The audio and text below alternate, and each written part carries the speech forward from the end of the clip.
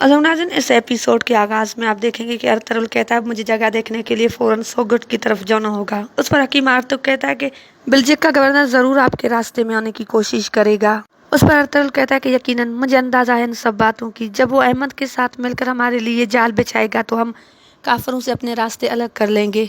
पहले मैं बिल्जिक के गवर्नर के साथ निमट लूं, उसके बाद मैं कोपे को मारूंगा। यही सही वक्त है उसके मरने का।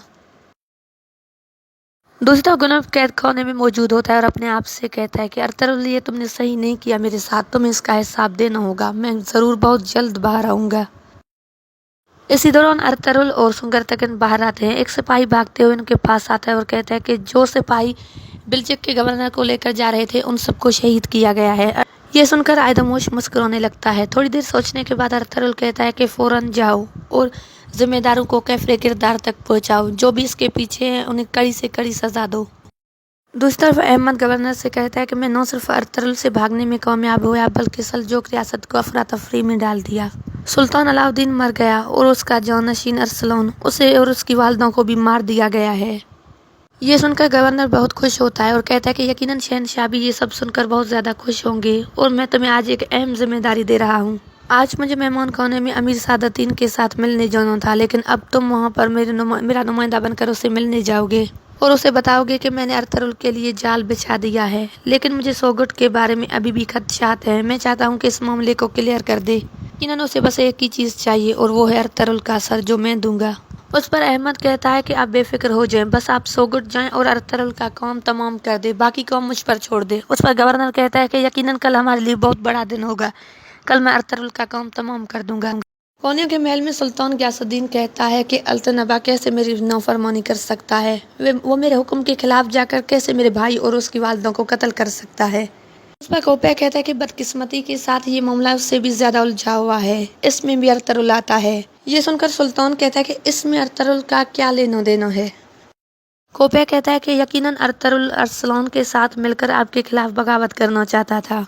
यकीनन अल्तनबा ये सूरत हाल देखकर घबरा गया होगा, इसलिए उसने शहजादा अरसलान और उसकी वालिदा को कत्ल कर दिया।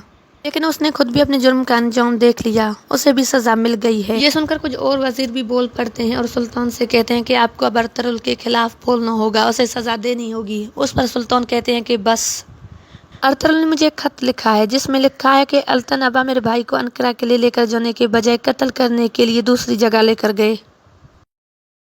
दूसरी तरफ जावदार कबीले में जिरगे के कुछ आदमी सोगुट जाने के फैसले की मुखालफत करते हैं और कहते हैं कि अरतुगरुल साहब को जाना है तो खुद जाए, हम नहीं जाएंगे। उस पर तुर्गुत और बमसी उन लोगों को समझाने की कोशिश करते हैं। सुल्तान अपनी वालिदा से कहता है कि क्या मेरे भाई और उसकी वालिदा के कत्ल में आपका कोई हाथ है। उस पर माँ परी कहती है कि अगर मैं ऐसा न करती तो मैं एक कामयाब माँ कैसे कहलाती। माँ परी की बात सुनकर सुल्तान शदीद गुस्से में आता है और कहता है कि अगर आप मेरी वालिदा न होती तो अब तक मैं अपने हाथों से आपको कत्ल कर चुका होता। दुमरल कैद खाने में आता है और गुलाम से कहता है कि गुलाम साहब तैयार हो जाएं, आपको हमारे साथ चलना है। उस पर वो कहता है कि कहाँ। उस पर दुमरल कहता है कि ये तो आपको वहाँ जाकर पता चलेगा। उसके बाद एक सिपाही गुनल्फ को हाथ से पकड़ने लगता है। ये देखकर गुनल्फ शदीद गुस्से में आ जाता है और उस सिपाही को पकड़ लेता है। उसे गर्दन से पकड़कर कहता है कि क्या एक किलेदार के साथ एक गद्दार जैसा सलूक किया जाएगा। मैं यहाँ पर अपनी मर्जी से आया था। उसके बाद दुमरल सारे सिपाहियों से कहता है कि पीछे हट जाओ, कोई गुनल्फ साहब को हाथ नहीं लगाएगा। अरतुगरुल कहता है कि वक्त आ गया है, अब हमें यहाँ से सोगुट की तरफ हिजरत करना होगा। उसके बाद वो असलहान से पूछता है कि आप इस पर क्या कहती हैं। उस पर असलहान कहती है कि मेरे कबीले के कुछ लोग इस पर आमादा नहीं हैं और मैं अपने कबीले को तकसीम करना नहीं चाहती। उस पर अरतुगरुल कहता है कि देखो, मैंने इस नेक मकसद के लिए अपने भाइयों तक को पीछे छोड़ा था और आज मैं रियासत का हक में आला हूँ। मुझे अपने साथ वो लोग चाहिए जिनके दिल में अल्लाह के सिवा किसी का खौफ न हो। हम लोगों के लिए उम्मीद बन चुके हैं, अब यहाँ से पीछे हटना मुमकिन नहीं है। ये सुनकर असलहान मुस्कुराने लगती है। सादतीन छुपकर मापरी से मुलाकात करता है और कहता है कि बहुत जल्द हम अरतुगरुल को हाकिम आला के ओहदे से हटा लेंगे। उसके बाद गवर्नर किरतुस उसको कत्ल कर देगा। इस तरह से हमारे सारे मंसूबे कामयाब हो जाएंगे। दूसरी तरफ अरतुगरुल अपने खास सिपाहियों को अपने खेमे में बुलाता है और कहता है कि बिल्जिक का गवर्नर ज़रूर हमारे लिए जाल बिछाएगा, हमें होशियार होना होगा। पहले हम काफरों को अपने रास्ते से हटाएंगे, उसके बाद हम यहाँ से हिजरत करेंगे।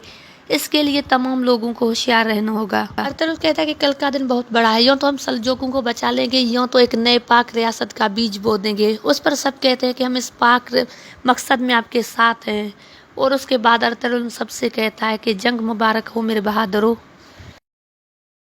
दूसरी तरफ मारिया परेशानी की हालत में कैद खाने में होती है। इतने में आयदमोश चुपके से अंदर आता है और कहता है कि मैं अमीर सादतीन का खास आदमी हूँ, अब तुम्हें सिर्फ अमीर सादतीन ही बचा सकता है। तुम इसलिए जिंदा हो क्योंकि तुम्हारे पेट में बच्चा है, इसके बाद तुम्हें मार दिया जाएगा। अगर तुम चाहो तो हम तुम्हें बचा सकते हैं और यहाँ से निकाल सकते हैं। ये सुनकर मारिया कहती है कि मुझे क्या करना होगा। उस पर आयदमोश कहता है कि तुम्हें बेल्जिक के गवर्नर के पास जाना होगा और उसकी तमाम अहम मालूमात हमें देने होंगे।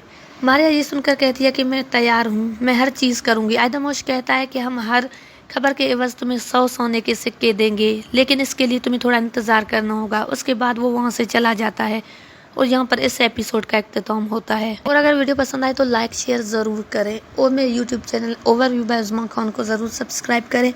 पेज को फॉलो करें। अपना बहुत ज़्यादा ख्याल रखें। दुआ में याद। अल्लाह हाफिज़।